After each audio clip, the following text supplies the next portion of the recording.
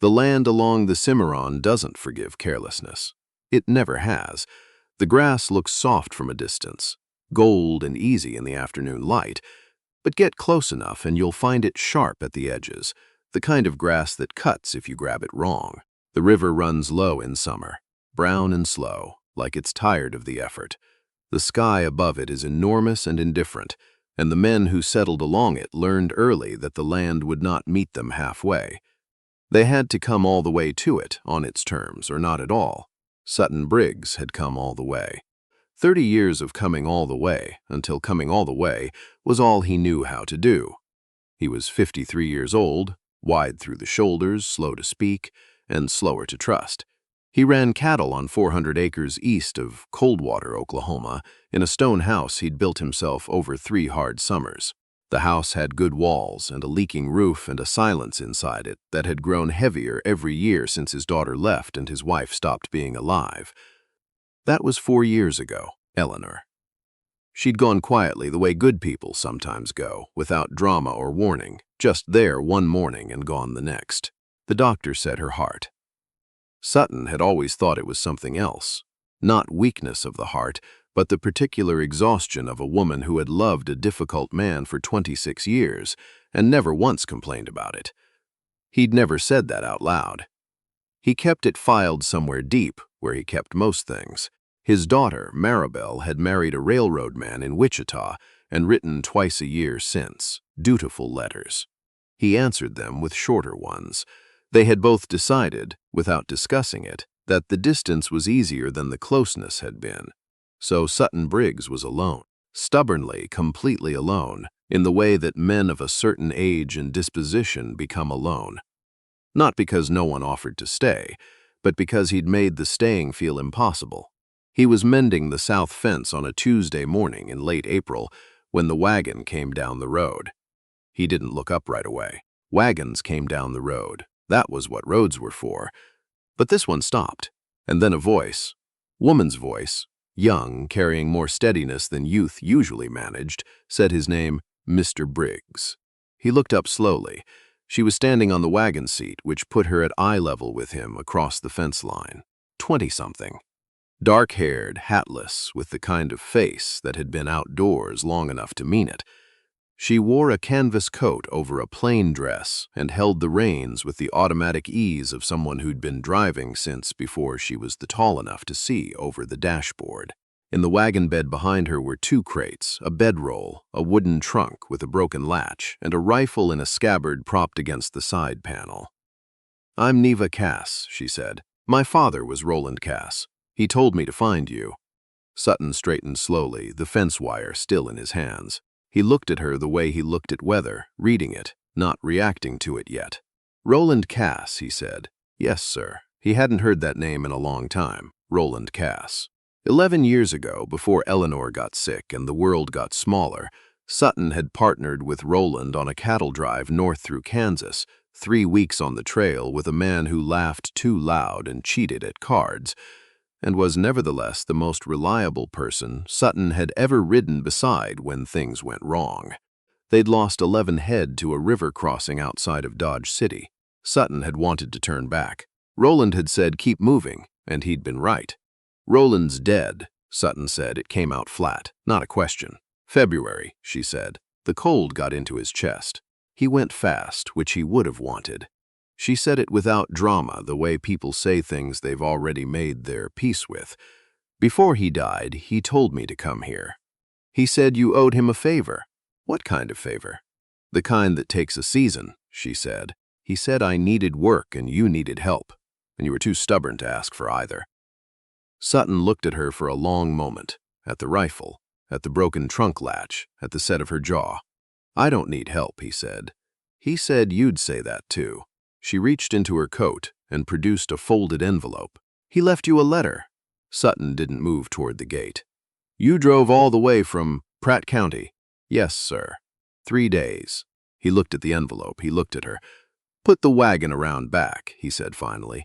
"There's a pump by the barn. Supper's at sundown." He didn't open the gate for her. He went back to the fence. But his hands didn't work right for the rest of the afternoon, and he knew why. He read Roland's letter at the kitchen table that night, after she'd gone to the back room. The handwriting was Roland's, big slanted, the letters of a man who'd learned to write in a one-room schoolhouse and never saw the need to refine it. Sutton, if Neva made it to you, then I'm gone and she's still standing, which tells you something about her. She's 27. She knows cattle, horses, mending, and about 6 things you don't. Her mother left when she was 9, so she raised herself and me both, more or less, and if you tell her I said that she'll be annoyed, so keep it to yourself. I'm not asking you to take care of her. She would not permit it. I'm asking you to give her a place to be while she figures out what comes next. She has nowhere. The farm is gone. I sold it to cover the debts before I died because I would not leave her that, and there's no family left that's worth the name. You told me once, on that night outside of Dodge, when we lost the cattle and the rain wouldn't quit, that you didn't know what you were going home to anymore. I told you something was still there waiting for you. You said I was wrong. I've been thinking about that for 11 years. I think I was right and you just couldn't see it yet. Give her the season. After that, whatever she wants to do, let her do it. You were the best man I ever worked beside, even if you never made it easy. Roland Sutton folded the letter. He sat with it for a while, listening to the wind move across the stone house the way it always did, finding every gap, reminding him the roof wasn't finished. He didn't sleep well that night, which was not unusual. He lay in the dark and thought about Neva Cass laughing too loud at a card game 11 years ago, and about the way the man had said keep moving when Sutton had wanted to quit, and about the fact that Roland was gone now and had sent his daughter across 3 days of Oklahoma road as his last act on earth. That was either a tremendous presumption or a tremendous trust. Maybe both. He decided in the morning he would tell her 1 week. That was fair. 1 week to see what she was. The first morning she was up before him. He came out to find the barn already open and his 2 remaining horses fed and watered. She was examining the fence line along the north pasture with the systematic focus of someone making a list. When he walked over, she showed him, without preamble, the places where the posts had rotted at the base and the wire had gone loose. If you don't reset these 4 before the summer, she said, you'll lose the whole north section. I know, he said. Do you have posts? He did, in the back of the barn where they'd been sitting for 2 years. She nodded. I'll start today. He watched her work. He told himself he was watching to see if she knew what she was doing. She did. She drove posts with the even, unhurried rhythm of someone who understood that the work was long and the hurrying didn't shorten it. She didn't ask for direction. She didn't narrate what she was doing. She just did it, clean and thorough, post by post. By the end of the week, the north fence was solid. He stopped counting the days after that. What replaced the counting was a cautious, functional routine. She cooked in the evenings, plain food, good food, the kind that came from knowing what you had rather than wanting what you didn't. He handled the cattle. She handled everything else, which turned out to be a great deal. The barn roof had a slow leak she found and patched before the spring rains came. The pump handle had been stiff for a year. She disassembled it on a Sunday afternoon, cleaned the mechanism, and it ran smooth after that. She found a place in the south meadow where the ground was soft enough for a kitchen garden and started one without asking, which should have irritated him and didn't. They didn't talk much. He asked questions about the work. She answered in facts. When she had questions about the land, she asked them the same way, direct, specific, not making small talk out of it. He respected that. Small talk had always felt to him like a tax on time. What neither of them talked about was Eleanor. He'd told Neva the second night what he'd told everyone. I don't discuss my wife. Not with anyone. He'd said it the way he said most things, as a fact, and not an invitation to probe. She had looked at him for a moment, and then said all right and hadn't raised it since.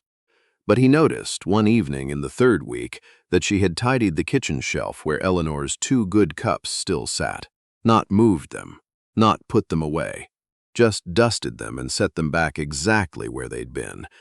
She hadn't said anything about it. He stood looking at the shelf for a long time after she'd gone outside. It was the pump that broke it open between them, not the mechanism, the moment. He'd been drawing water at dawn when the handle slipped sideways, and he lost his footing on the wet ground, went down hard on one knee. He was 63 years old, and his knees had opinions about wet ground in April. He was still deciding how bad it was when Neva appeared from the direction of the barn. She crouched beside him without fuss.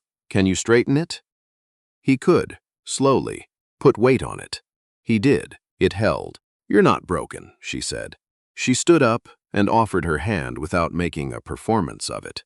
He didn't take the hand. He got up on his own. She didn't react to that either. She just picked up the bucket he'd dropped and finished drawing the water. "You've been doing this alone for 4 years, she said, setting the bucket aside. "I have. That's a long time to be the only one watching for things." He didn't answer, but he found himself for the rest of that morning aware of exactly where she was on the property. Not in the suspicious way he'd been aware of her the first week. In a different way. The way you become aware of something that's become part of the landscape. The way you notice the sound of the wind because you've gotten used to it and would notice if it stopped.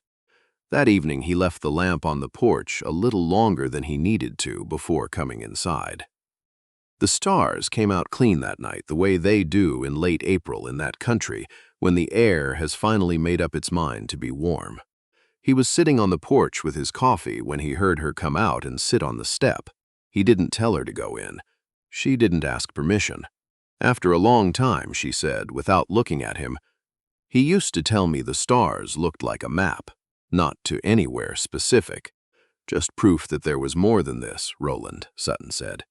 Yes, Sutton looked up. He'd looked at that sky 10,000 times, hadn't thought about it as proof of anything in a long time. He was a man who believed in more, Sutton said. He was, she said. Sometimes it drove me crazy. All that faith when the roof was leaking and the money was short. A pause. But I think it kept him going, the believing. "What do you believe in?" Sutton asked. He wasn't sure why he asked it. It wasn't the kind of question he asked. She was quiet for a moment. "I believe in the fence being solid and the animals being fed," she said. "After that, I'm still working it out." She said it without apology, just as a fact. He looked across at her in the dim light from the lamp. She was watching the sky with the same directness she brought to everything, not searching for something, just taking it in. He thought about what Roland had written. She raised herself and me both, more or less. What he thought, looking at her just then, was that Roland had been right. About the season, probably about more than that. He didn't say good night when he went inside. He never did. But the coffee cup he left on the porch rail stayed there until morning. Here's what gets me about that night. It wasn't a conversation about anything in particular. There was no declaration, no revelation, just two people sitting with the same sky. But something shifted, the way ground shifts after a long rain, not dramatically, just a settling into a new position. Those are often the most important moments, and they're almost impossible to name while they're happening. They went to town the first week of May for supplies. Sutton had been dreading it. Coldwater was not a large town, and it had opinions. It had opinions about him. A widower who didn't go to church and didn't come to socials and returned borrowed equipment without conversation, and it would have opinions about the woman he'd brought with him. He felt the attention before they'd tied the horses. The particular quality of air in a small town when something new has arrived and is being assessed. Two men outside the feed store made no effort to look away. The woman who ran the dry goods, Mrs. Aldine Creel, came to her window. Inside the general store, the man behind the counter, Harmon, who had known Sutton's wife, was carefully, professionally neutral, but his eyes went to Neva and stayed a half-second too long. They were loading the wagon when a man named Tolliver, who owned land to the west and had always carried himself like that ownership was a moral achievement, walked over with his thumbs in his belt. "Sutton," he said, and then with a deliberate slide of his eyes to Neva, "wasn't aware you'd taken on a hired woman." The word hired did a lot of work in the way he said it. Sutton set down the sack of flour he was holding. "Neva Cass," he said, clearly and without hurry, is the best ranch hand between here and the river. And she's the daughter of Roland Cass, who was a better man than anyone standing in this street. He picked the flower back up. You're blocking my wagon. Tolliver stepped aside. On the road home, the silence between them was different from the silences before it, warmer. Something had been said out loud that didn't need to be repeated but would not go forgotten.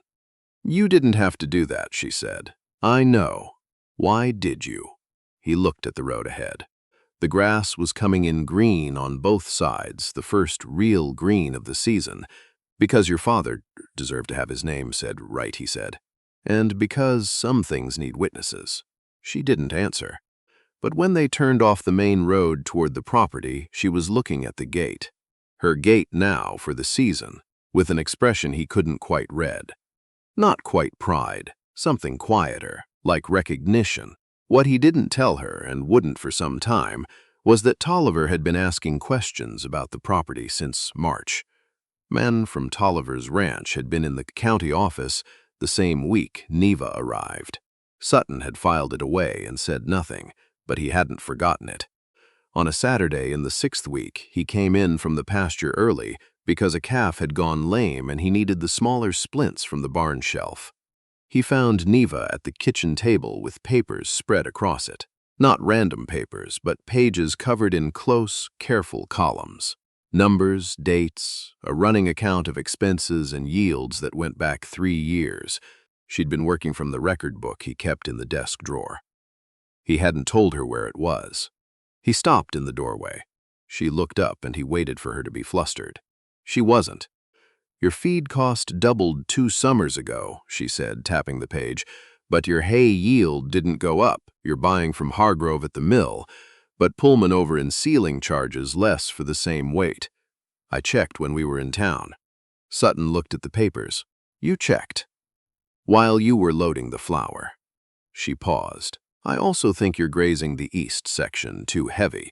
The grass won't come back right if you keep it up through June. He came to the table and stood looking at the columns. She had caught 3 things he'd been ignoring because the ignoring was easier. The numbers she'd put down were correct. You did this on your own, he said. I've been keeping accounts since I was 16, she said. My father was not careful with money. Someone had to be. He looked at her. She had turned back to the page, making a note in the margin. She had not asked whether he minded. She had not made it into something it wasn't. She had just seen a problem that needed seeing and addressed it. What else, he said. She looked up. What? What else have you found? She held his gaze for a moment, gauging something. Then she turned the page. They were there for 2 hours. When he got up to start supper, he realized he didn't know where the last hour had gone. That hadn't happened to him in a long time moving without him tracking it. It startled him the way the absence of a sound you've been hearing. So long you'd stop noticing it can startle you when it suddenly stops. She came to the barn door the next morning while he was examining the lame calf.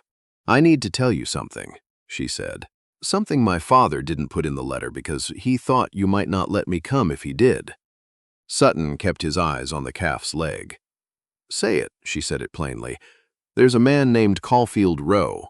He has a claim on a parcel east of here, or says he does, and he's been buying up land along this part of the Cimarron through liens and pressure both. 3 families sold last year. 2 of them didn't want to. She paused. He knows about this property. My father knew about him before he died and sent me here, partly because he thought a woman on her own was easier to move, but a woman attached to an established ranch, with documentation and a presence in the county, that's harder. Sutton stood up slowly. Why didn't Roland tell me himself? She met his eyes. Her voice was even, but underneath it was something he recognized, the particular steadiness of someone saying something they know costs them. Because he wanted you to want me here, she said, not just to help me. Here's the part of this story that stopped me cold when I understood it. Roland Cass was dying. He had limited time and limited strength, and 1 daughter in the world who had no one left. He could have told Sutton everything and made it a simple transaction. Help her or Roe will take the place. But he didn't, because he knew Sutton well enough after 11 years to know that if it started as obligation, it would stay obligation. He wanted it to start as choice. That kind of faith in someone, laid down at the very end. I don't know what else to call it except love. Sutton was quiet for a long time. The calf moved under his hands. Outside, the wind came across the pasture with the low, slow patience of Oklahoma wind. "How long?" he asked. He gave a deadline of June 1st. After that, he files whatever he intends to file. Sutton nodded once. He didn't say anything else. But he didn't put the calf down, and when he went inside that evening, he sat at the desk for a long time with Roland's letter in front of him. That night he lay in the dark and took stock of things. There was the fence, solid now because of her, the pump, the garden east of the house, the account book with its 3 years of waste she'd found in 2 hours, the calf that was mending, the kitchen shelf where Eleanor's cups sat, dusted and undisturbed. There was Neva at the porch step looking at the stars. He was not ready for her to leave.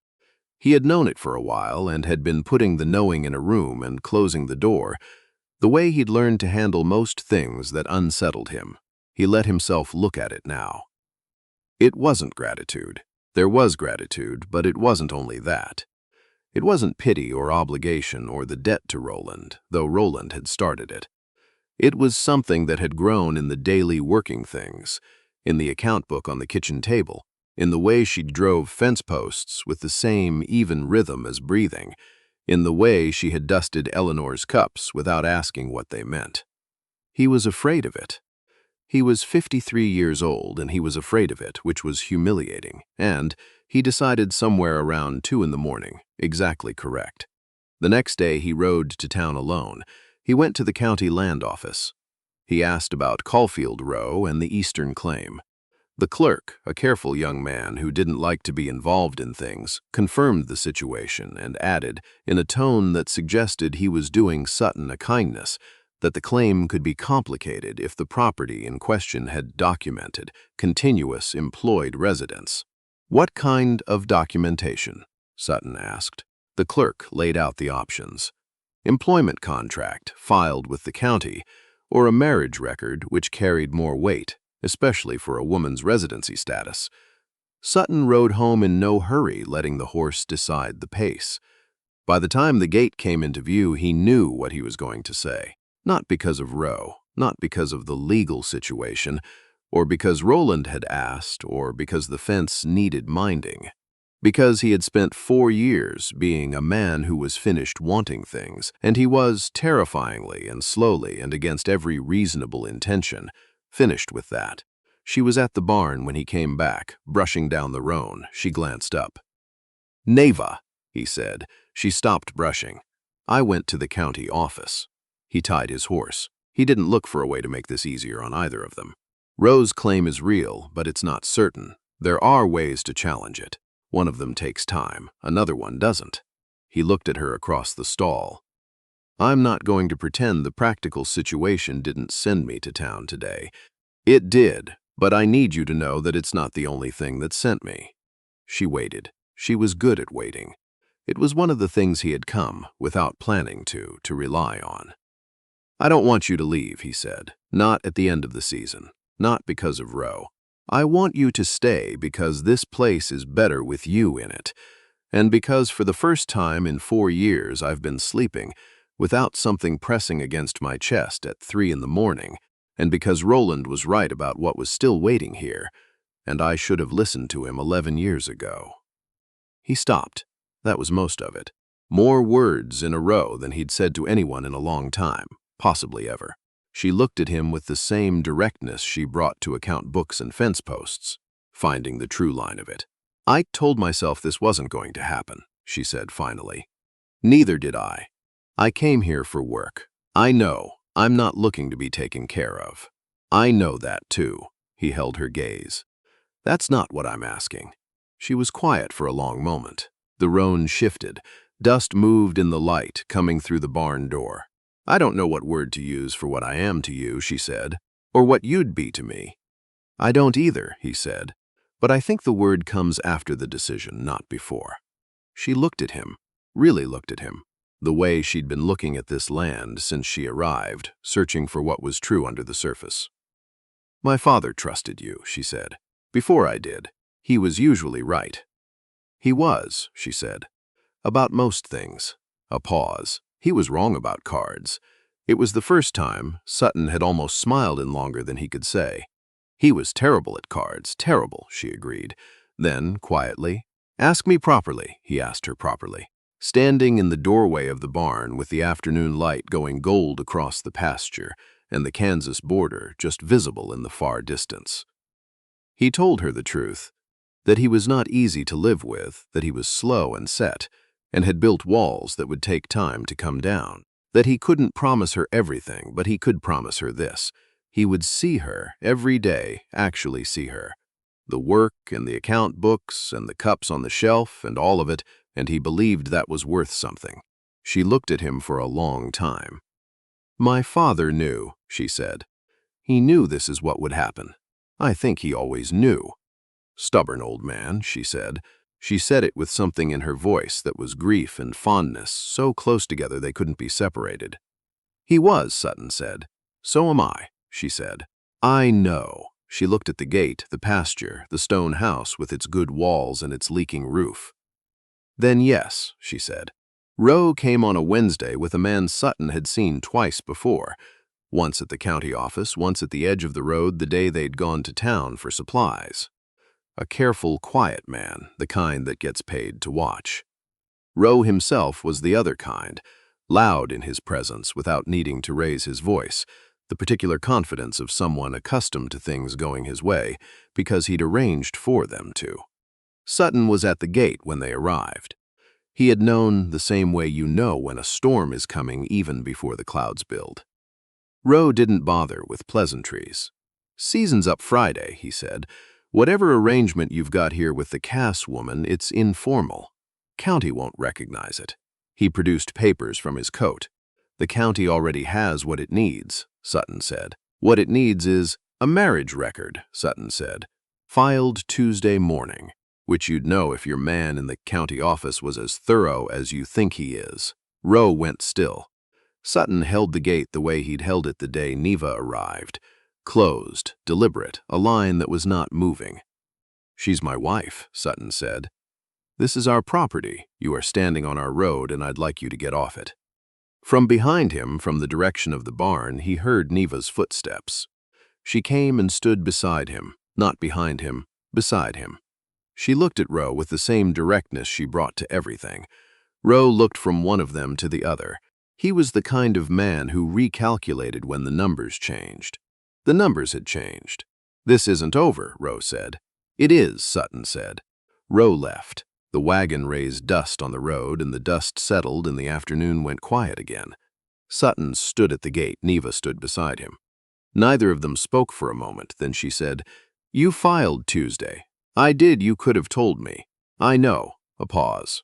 "I wanted to ask you first. And then I asked you and you said yes, and I went Wednesday morning." She looked at him. "You went Wednesday, filed Tuesday." He said nothing. "Sutton, I was fairly confident," he said. She made a sound he had not heard from her before, short, surprised, almost a laugh. It lasted only a moment, but it changed the shape of the afternoon entirely. The ranch changed after that. Not in the ways that show up in the account book, though those changed too. The feed costs, the yield, the garden east of the house that produced more by August than he'd expected. It changed in the ways that are harder to measure. The silence that had lived in the stone house for 4 years was not gone, exactly, but it had been replaced by a different kind of quiet. The quiet of two people in the same space who have decided to be there together. In the fall, she found old survey stakes in the south meadow that redrew where the property line actually ran. 2 acres more than Sutton had been working from, which complicated Roe's remaining claims considerably and made the county clerk very busy for several weeks. In the winter, she repainted the door of the house, not the color Eleanor had chosen, which had faded anyway, but a new color, a deep red that Sutton had not chosen and would not have chosen, and which was, he admitted to himself on the first morning he saw it in the snow, exactly right. In the spring, she told him. They were at the pump, the way they were most mornings, drawing the first water of the day before the sun was fully up. She said it the way she said everything that mattered. Plainly, without build-up, looking at him directly. He stood very still. The water ran into the bucket. The light came over the east field in that long, particular way it comes in spring, unhurried and exact, touching everything it reaches. He set the bucket down. He crossed the distance between them and held her, not with words, not with anything that needed a name, just held her in the way you hold something you were afraid the world had already decided you wouldn't have. They stayed like that for a while in the early light, on that small and stubborn piece of ground along the Cimarron. Roland Cass had been right. About most things. About the stars being proof of more. About what was waiting. About the kind of man Sutton Briggs was underneath the walls in the place he'd been keeping locked because he hadn't believed for 4 years that he deserved to open it. He believed it now.